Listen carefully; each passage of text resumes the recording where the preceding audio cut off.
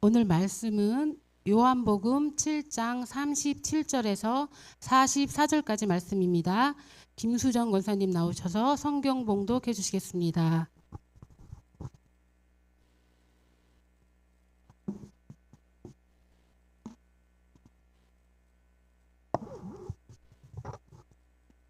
명절 끝날 곧 큰 날에 예수께 서서 외쳐 이르시되 누구든지 목마르거든 내게로 와서 마시라. 나를 믿는 자는 성경의 이름과 같이 그 배에서 생수의 강이 흘러나오리라 하시니, 이 말씀을 들은 무리 중에서 어떤 사람은 이 사람이 참으로 그 선지자라 하며, 성경에 이르기를 그리스도는 다윗의 씨로 또 다윗이 살던 마을 베들레헴에서 나오리라 하지 아니하였느냐 하며, 예수로 말미암아 무리 중에서 쟁론이 나니 그 중에는 그를 잡고자 하는 자들도 있으나 손을 대는 자가 없었더라. 아멘. 할렐루야. 네, 우리 은혜 속에 오늘 주간 예배 드리는데요. 우리 은혜 속에는 또 어르신들도 계시고 그러셔서 우리 권사님들이 또 그 어르신 권사님들도 잘 모시고 다니면서 속회 예배도 잘 드리는 그런 속회입니다. 우리 은혜 속회가 더 힘낼 수 있도록 다시 한번 큰 박수 해주시기 바랍니다. 할렐루야. 여러분, 오늘 절기들이 제목인데요. 어제가 무슨 절기인지 아세요? 우수거든요. 우수는 얼음이 이제 녹는다는, 물이 풀린다는, 땅이 풀린다는, 그래서 대동강물이 이제 풀린다는 그런 절기거든요. 그리고 이제 다음 달 가면 이제 경칩이 오는데, 경칩 오면 깨구리가 이제 깨어난다는 거잖아요. 풀려야 될 때인데 더 추워진 것 같아요. 그래가지고 다들 지금 춥다고 그러고 또 마스크 쓰신 분들도 계시고 그런데, 또 우리가 또 한편 생각해 보면 그러니까 부흥성회를 앞두고 있잖아요. 여러분이 조심해야 됩니다.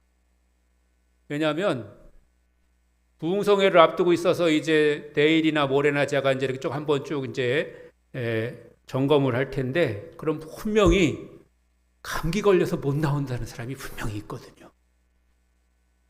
뭐 그거 뭐 나쁜 게 아니고 그게 뭐 잘못됐다는 게 아니라, 그것도 영적으로 생각해 보면 우리의 은혜를 가로막는 거거든요.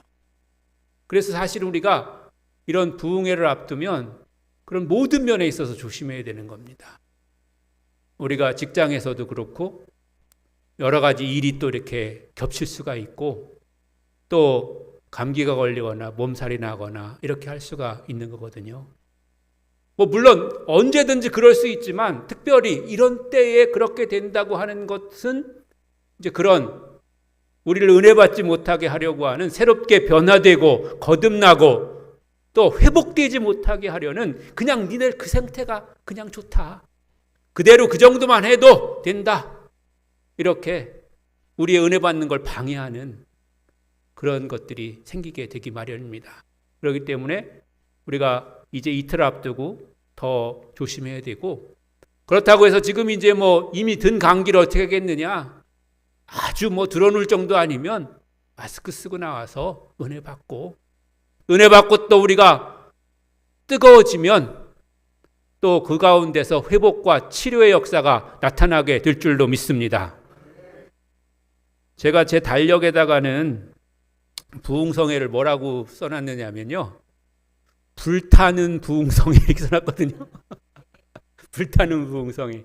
그냥 저 혼자 보는 거니까 재밌게도 하고 성령의 불이 임하고 그러는 의미로다 제가 불타는 부흥성회 이렇게 해놨어요.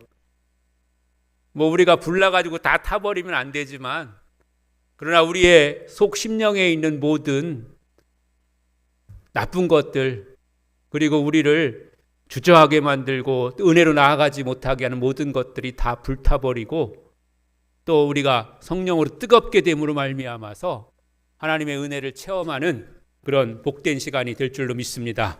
여러분 다시 한번 오늘 결단하시고 은혜 받는 그런 부흥성회 되도록 함께 기도해 주시기를 바랍니다. 이제 오늘 절기들인데요. 성경에 나오는 몇 가지 절기들을 제가 간단하게 그냥 설명해 드리면서 성경 읽을 때 그런 절기들이 나오면 여러분들이 낯설지 않도록, 또 그것이 여러분들이 성경 읽는데 방해되지 않도록 그 정도만 여러분과 함께 잠깐 말씀을 나누려고 합니다. 먼저 이제 그거 띄워주세요. 첫 번째로 여러분과 같이 나눌 절기는 유월절이에요. 유월절. 유월절은 넘어간다고 하는 그런 의미잖아요. 여러분 다 아시다시피 넘어간다는 의미인데, 뭘 넘어가느냐 하면 이스라엘 백성들이 애굽에서 이제 나올 때에, 출애굽할 때, 그때 그 애굽에서 나오기까지 애굽 왕 앞에서 10가지 재앙을 이제 나타내잖아요. 그 10가지 재앙 가운데서 마지막 10번째 재앙이 다름 아닌 첫 태생의 죽음이었습니다. 그런데 그 첫 태생의 죽음, 또 사람으로는 장자의 죽음, 그것을 면할 수 있는 길은 무엇이었냐면, 이스라엘 백성들에게 하나님은 양을 잡아서 그 피를 문설주와 임방에 바르게 하고 그 안에 들어가 있으면 죽음을 면하게 된다. 죽음의 영이 그것을 넘어간다. 그래서 이제 유월절인 거죠. 그래서 그런 절기가 바로 유월절입니다. 이스라엘 백성들은 해마다 1월 14일을 유월절로 지켰습니다. 그런데 유월절은 다름 아니라 우리를 죽음에서 구원하시는 예수 그리스도를, 어린 양 되신 예수님을 이제 상징하는 것이고요. 예수님은 또 유월절 식사를 통해서 성만찬을 이제 만드셨죠. 그래서 당신께서 이제 사람들에 의해서 죽게 되고 또 속죄의 피를 흘리게 되실 뿐만 아니라 구원의 역사를 이제 나타내게 되실 것에 대해서 말씀하신 것입니다. 그래서 이제 유월절이 있고요. 그 다음 절기는 무교절입니다. 이스라엘 백성들이 이제 그 피를, 양의 피를 바른 그 안에서 이제 있으면서 근데 그 죽음이 지나가고 나면 바로 이제 애굽 왕이 너희들 가 그러거든요. 너희들 가. 이제 가고 싶은 대로 가라는 거예요. 처음에는 물론 애굽 왕이 완전히 가라고 그런 게 아니라 너희들 하나님 앞에 예배드리고 싶지? 그래서 그러는 거지. 그러면서 너희들 광야 가서 예배드리고 다시 돌아와. 그리고 갈 때 애들 데리고 가지 말고 여자들 데리고 가지 말고 남자들만 갔다 와. 뭐 이렇게 시작했던 것이 이제 너무나 이제 그런 재앙들이 나타나고 그러니까 애굽 왕이 이스라엘 백성한테 그냥 가 그랬거든요. 너희들 가. 그래서 이제 가게 됐는데 바로 이제 출발해야 되는데 이제 그 안에서는 이제 저녁 식사로 잡은 양의 고기를 먹은 거예요. 그래서 양을 잡을 때도 그냥 뭐 주먹고기식으로 잡은 게 아니라 식구의 수에 맞도록 그렇게 고기가 충분하도록 그렇게 양을 잡았어요. 그래서 만약에 자기 식구끼리 다 먹지 못할 그런 양이면 우린 두 식구밖에 없어가지고 양 한 마리 잡으면 너무 많은데 이런 집은 두 집이 같이 이렇게 합해서 잡기도 하고 그렇게 이제 했단 말이죠.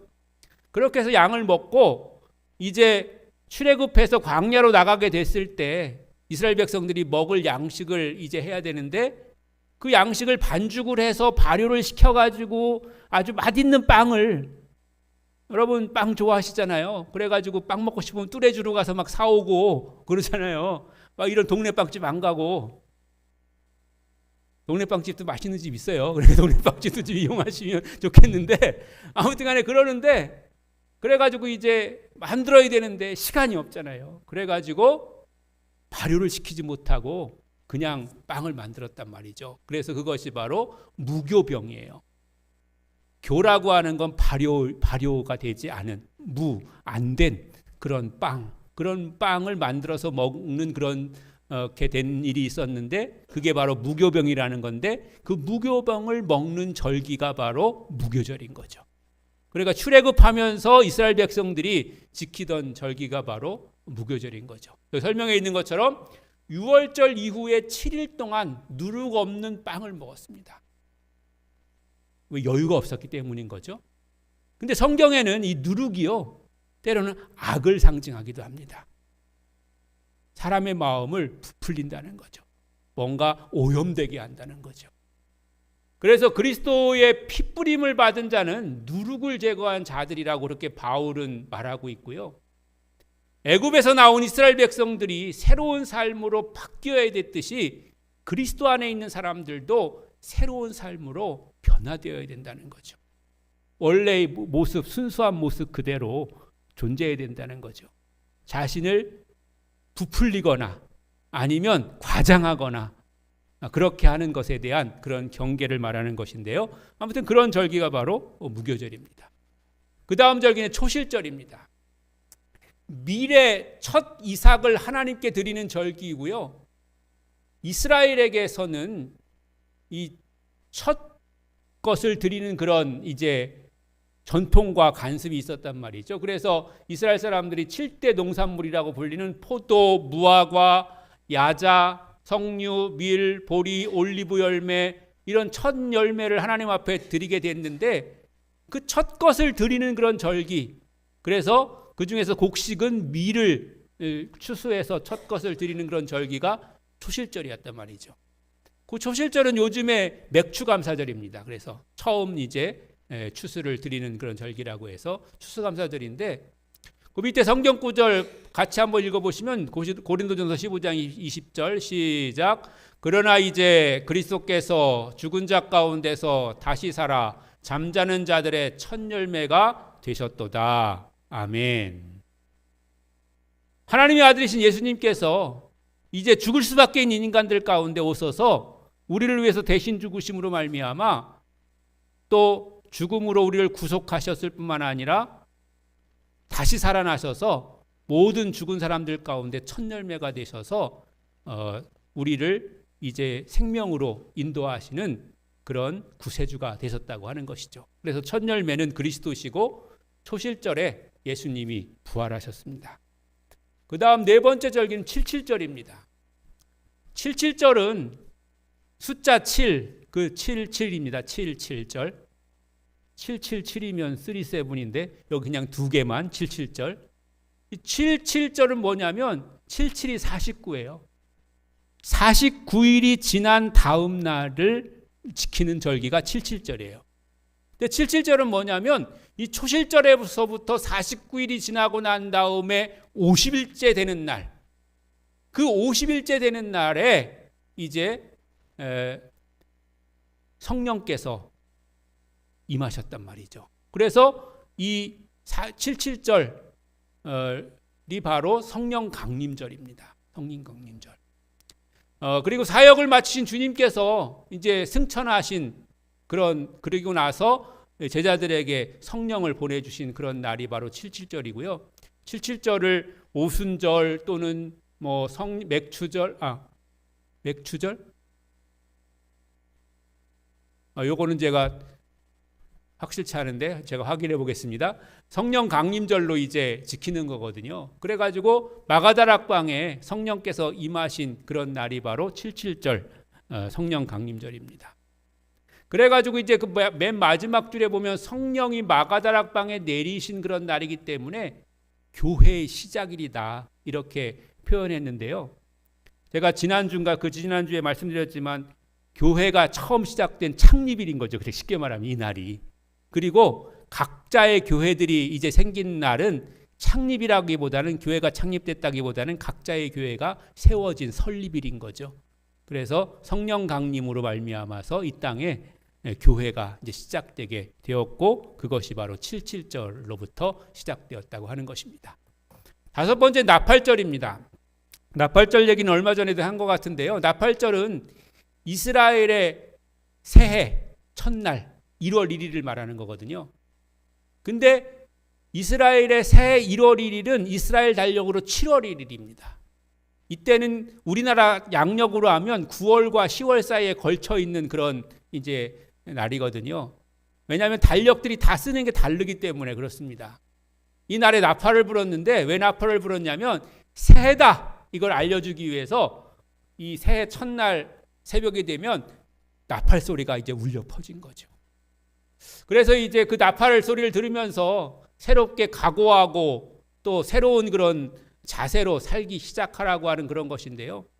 나팔을 부는 또 하나의 그런 때는 언제였냐면 이스라엘 백성들이 이제 제사를 드리고 나서 제물을 드리고 이제 속죄를 받잖아요. 그러고 난 다음에 자기의 모든 죄를 다 이제 속죄함 받으면 제사장들이 나팔을 불어줘요. 그러면서 나팔을 부는 의미가 뭐냐면 네 죄가 다 사해졌다. 이런 뜻으로 나팔을 불어주는 거예요. 그러면서 나팔 소리를 듣고 죄인은 자기 죄가 이제 다 용서받았구나. 그러고서 이제 그걸 믿고 가벼운 마음으로 이제 집으로 돌아가는 거예요. 그렇게 하는 그런 의미가 있는데 바로 이제 그와 같이 이스라엘 백성들이 새로운 마음을 갖도록 하기 위해서 나팔을 이제 불게 되는 것이죠. 그렇기 때문에 이제 나팔 부는 그런 절기를 가리켜서 나팔절이라고 부르는 것이고 이 시대는 바로 교회의 시대 또 주님의 재림을 기다리는 그런 시대를 가리켜서 이제 나팔절 절기의 시대라고 그렇게 우리가 이야기를 할 수가 있겠습니다. 그 다음에 절기는 이제 속죄절인데요. 나팔절 지난 다음에 이제 속죄절이 돌아오게 되는데 다른 말로 대속죄일이라고 부릅니다. 1년 중에서 가장 중요한 절기고요. 한 날만 딱 집으라면 7월 10일이 속죄일입니다. 나팔절로부터 시작해서 이제 14일, 15일 정도 이렇게 그 절기가 이어지는 거거든요. 그래서 나팔절이 시작되면 그 다음에 속죄절이 보름 동안 이렇게 이어지는 거고 딱 그 중간이 이제 대속죄일이에요. 대속죄일은 뭐냐면 이스라엘 전체의 그런 죄를 한꺼번에 다 속죄하는 그런 날인데 그렇다고 해서 무슨 뭐 우리나라의 대사면처럼 뭐 모든 사람의 개개인의 죄가 다 속해진다는 그런 뜻이 아니고 이스라엘 민족적인 죄가 있을 거잖아요. 그런 민족적인 죄가 1년에 한 번 이 대속죄일을 통해서 이제 용서를 받는 그런 절기인 거예요. 그래서 이날에는 아사셀 양이라고 해가지고 그 민족적인 그런 죄를 용서받기 위한 제물을 이제 잡아가지고 그때 제물로 사용되는 양을 아사셀 양이라고 불러요. 그래서 그 양을 잡아가지고 이제 제물로 드리고 또 광야로 보내기도 하고 이제 그런 이제 이벤트를 이제 하게 되는 거죠. 그래서 대속죄일을 이제 지내게 됩니다. 그래가지고 이날은 대제사장이 지성소에 들어갈 수 있는 날이에요. 여러분 우리가 성전, 성막 다 배웠으니까 지성소가 있잖아요. 근데 지성소를 아무 때나 들어가는 게 아니고 지성소도 대제사장만 들어갈 수 있는데 그 대제사장도 1년에 딱 한 번만 들어갈 수 있습니다. 그래서 1년에 딱 한 번 들어가는데 3차례 들어가요. 3차례. 그래서 어떤 사람들은 성경을 이제 읽다가 보면은 3번 들어간다고 하는 사람도 있는데 3번 들어가는 것이 아니라 정확하게 말하면 한 번 들어가는 건데 3차례를 들어가는 거예요. 조금 이제 이해가 필요한 건데요. 한 번의 일을 위해서 3번 이제 그 안에 들어갈 수 있다는 그런 뜻이에요. 그래가지고 이제 대제사장만 그 지성소로 들어갈 때 그때는 이제 모든 그런 겉옷을 다 벗고 세마포만 입고서 이제 들어가게 되고 그래서 이제 여러분 그런 말 많이 들어보셨잖아요. 그 대제사장이 지성소에 들어갔다가도 죽을 수가 있다. 그럴 때는 어떻게 한다 그래요? 어떻게 죽었는지를 아느냐? 그러면은 그 방울 소리가 이제 안 나면 죽은 줄 알고 그래서 이제 끈으로 묶어놓고 있다가 끌어잡고 다녀가지고 왜냐하면 다른 사람은 들어가면 안 되니까 그렇게 한다는 그런 것도 있는데 사실은 방울 달린 것도 안 입고 들어가는 게 사실은 맞습니다. 왜냐하면 세마포만 입고 들어가기 때문에 방울은 그 겉옷에 달려 있는 거거든요. 그런 이제 조금 오해는 있는데 아무튼간에 그 대속죄일이 바로 그런 날입니다. 대제사장이 지성소에 들어갈 수 있는 날이고 그리고 이스라엘 민족의 그런 죄를 용서받는 그런 회개하는 그런 날인 것이죠. 그런 날이 바로 속죄절, 즉 대속죄일이 포함된 그런 절기입니다. 이 대속죄일이 지나면 초막절이 나오는데요. 아까 이제 그 7월 1일 그 새해가 7월 1일이고 거기서부터 보름 정도 속죄일을 지킨다고 그랬잖아요. 그 대속죄일의 마지막 날이 초막절이에요. 초막절이고 그러니까 아까 또 양력으로는 9월하고 10월 그 사이에 이렇게 돼 있다고 그랬잖아요. 그러니까 여기가 언제예요? 가을이잖아요. 가을이고 그래서 이때가 바로 추수감사절인 거예요. 초막절이 바로 추수감사절과 연결이 되는 것이죠. 이 초막절은 이스라엘 백성들이 추수하기 위해서 들판에다가 이제 초막을 짓고 살았기 때문에 초막이기도 하고, 또 더 나아가서 이스라엘 백성이 광야에 생활하면서 천막 같은 데 살았기 때문에 임시 거처에서 살았던 것을 기념해서 그렇게 살았기 때문에 초막절이 되기도 하고, 그래서 지금도 현대에도 유대인들은 이 초막절을 지키기 위해서 아파트 같은 데에다가도 이제 그런 나뭇가지 같은 거를, 우리가 생각하는 나뭇가지 그런 건 아니고 야자수 그런 긴 그런 잎사귀 같은 거 있잖아요. 그런 거를 이제 갖다가 이제 그런 걸 이렇게 만들어 놓는 거예요. 그래서 이스라엘 백성들은 다 꼭 그 사람들은 무조건 성경 대로 해야지 직성에 풀리는 사람들이니까 그렇게 해가지고 그런 걸 다 잘라다가 그걸 만들기도 하고, 아니면 개인주택에 사는 사람은 옥상 같은 데다가 그걸 이렇게 만들어가지고 거기서 이렇게 하룻밤 자고 이제 그렇게도 하는데, 사실 중요한 거는 뭐 진짜로 거기서 자고 안 자고가 중요한 게 아니라 그 의미가 무엇인지를 알고 그것을 잘 깨닫고 그 안에 사는 것이죠. 그래서 이제 초막절이라고 부르는데요. 7월 10일 대속죄일이 끝나고 나면 7월 11일부터 15일까지 초막을 만들고 거기서 이제 7일간 지내게 됐고, 7월 15일부터 일주일을 지킨 후에 8일째 되는 날, 그날이 이제 큰 성회로 열리게 되고 그것을 끝으로 이제 모든 절기들이 이제 맞춰지는 거죠. 그래서 이스라엘 백성에게 하나님이 명하신 초막절은 오늘날 추수감사절로 그렇게 이어지는 절기입니다.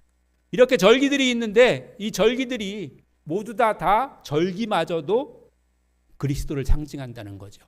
그러니까 절기 한 절기 한 절기를 통해서 예수님의 그런 모습을 볼 수 있는데, 유월절은 그리스도의 죽음이고요. 왜냐하면 어린 양 대신 예수님이 죽으셔서 죽음에서 우리를 건지셨기 때문이고요. 무교절은 발효되지 않은 빵이지만 빵을 같이 나눠 먹는 친교를 의미하고요. 초실절에 예수님 부활하셨다 그랬잖아요. 그리스도의 부활, 첫 열매가 되신 그런 의미가 있고요.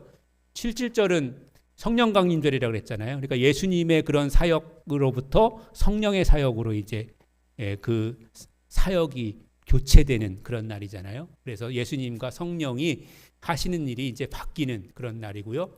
나팔절은 이제 죄인들을 이제 용서를 선포하는 거기도 하고 새롭게 변화되라고 하는 그런 의미가 있다고 했는데, 그리스도께서 성도들을 부르는 그런 의미가 있고요. 속죄절은 당연히 우리가 죄를 용서받는, 그래서 새로워지는 그런 그리스도께서 우리를 죄를 용서하시는 그런 날이고요. 초막절은 그리스도인들의 추수를 의미하는 그런 날이기도 한 것입니다. 이제 다시 이제 명절 끝날 이런 이제 말이 초막절에 나왔잖아요. 그래서 오늘 우리가 읽은 성경 다시 돌아가서 보면 성경 보여주시면 37절 말씀에 보면 여기 또 명절 끝날 나오잖아요. 명절 끝날 곧 큰 날에, 명절 끝날이 큰 날이라는 거죠. 예수께서 서서 외쳐 이르되 누구든지 목마르거든 내게로 와서 마시라. 나를 믿는 자는 성경의 이름과 같이 그 배에서 생수의 강이 흘러나오리라 하시니. 아멘.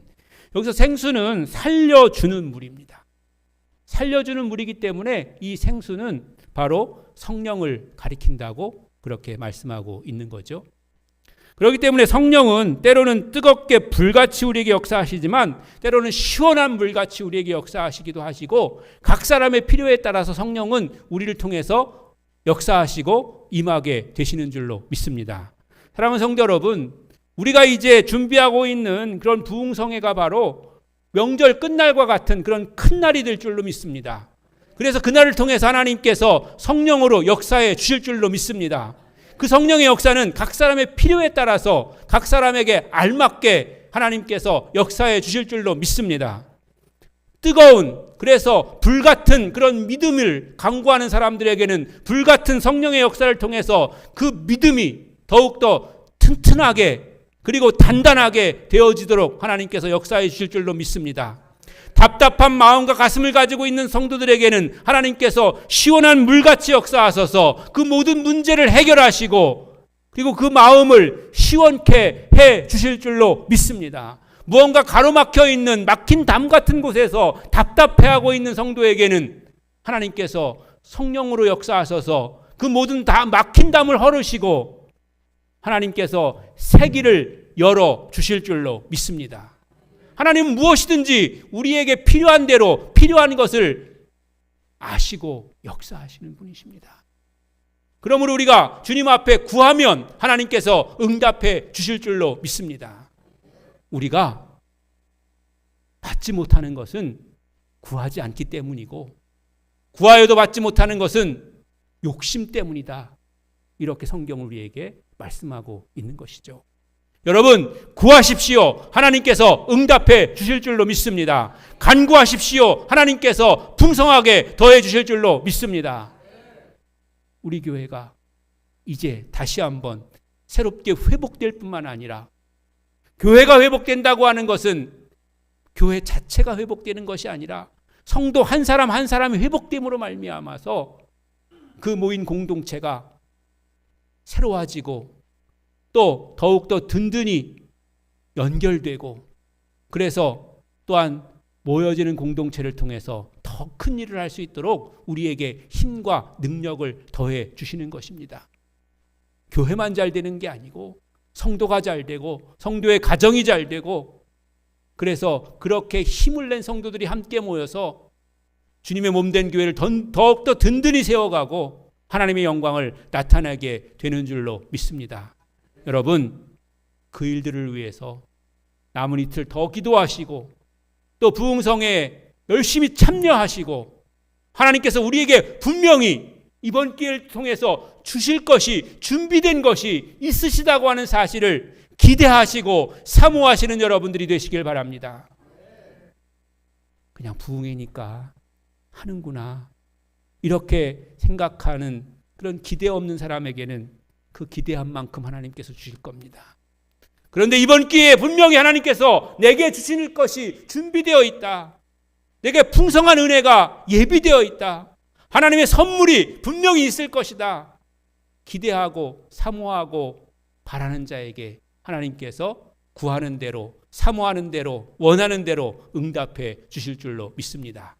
그 모든 것을 받으시기에 합당한 여러분 모두가 되시기를 주님의 이름으로 간절히 축원합니다.